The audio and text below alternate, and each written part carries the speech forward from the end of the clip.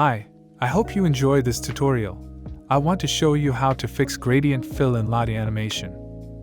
For example, I want to change the background color to gradient color fill in this tutorial.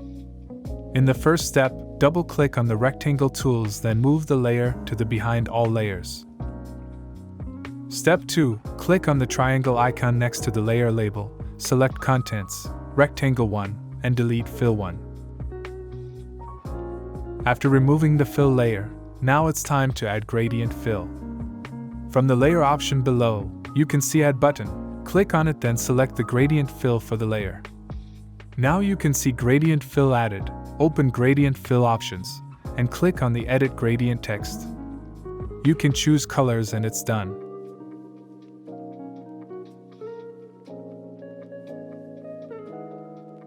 Finally, if you see colors turn to black and white, you should change the name layer to something like this.